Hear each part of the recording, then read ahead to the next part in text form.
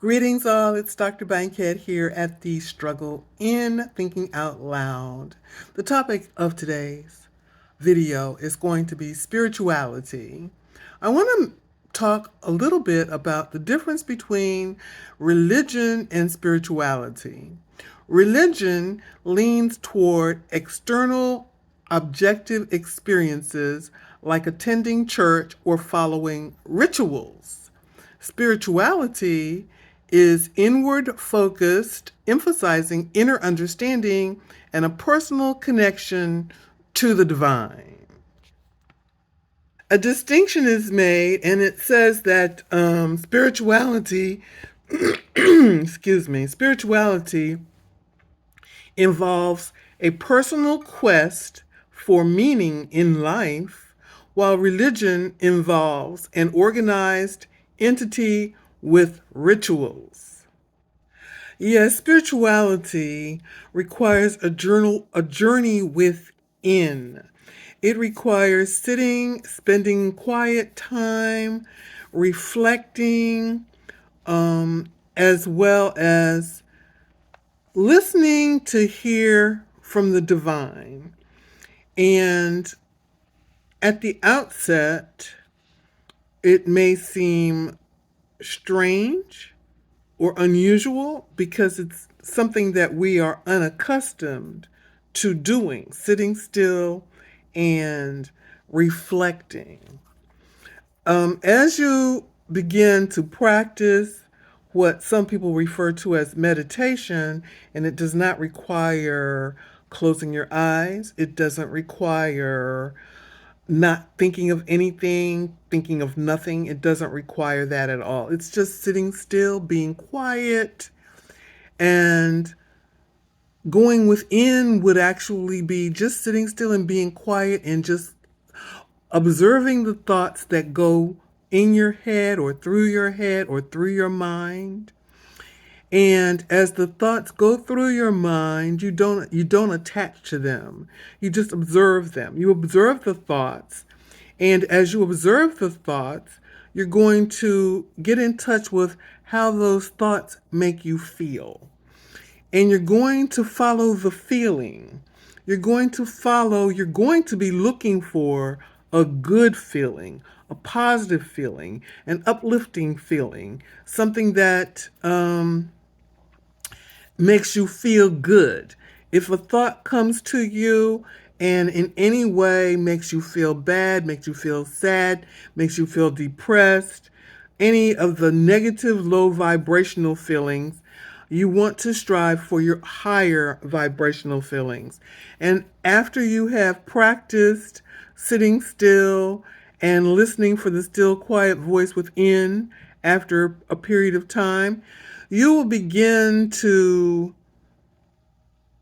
be more comfortable with being quiet with yourself. And this gives you an opportunity to learn about yourself as well.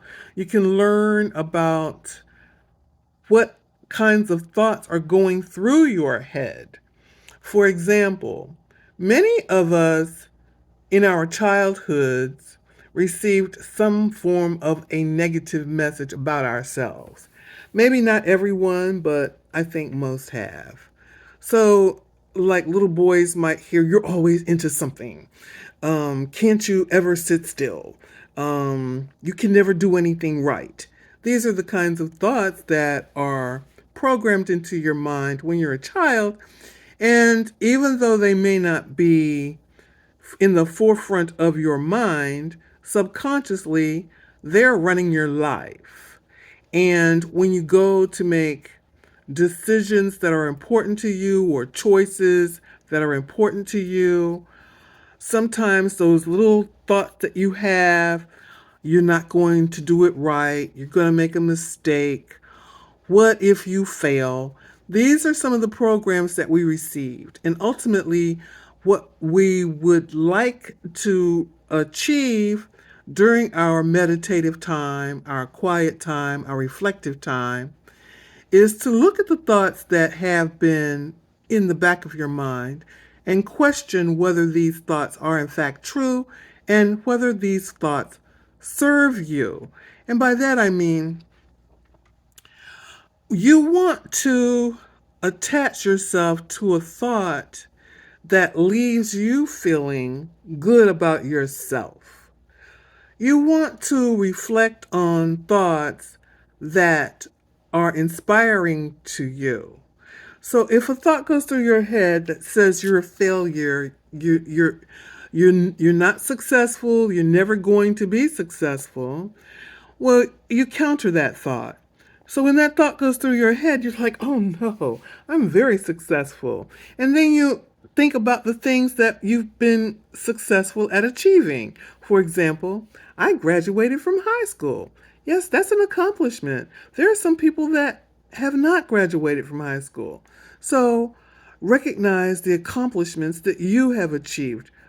Stop comparing yourself with other people. The goal is for you to be on a course to learn to appreciate and love yourself.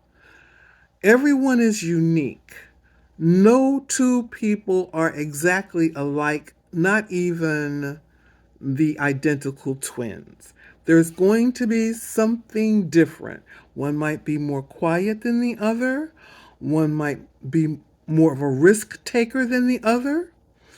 So there's always going to be a distinction between you and any other individual. And when you bear that in mind, perhaps you'll stop comparing yourself with someone else, stop comparing yourself with someone else's accomplishments, and revel in your own accomplishments. It might be helpful if you made a list of all of the things that you achieved that you felt were accomplishments for you and applaud yourself for that. All right, this is Dr. Bankhead at the Struggle in Thinking Out Loud. I'm grateful. I am fully great. Have a great evening.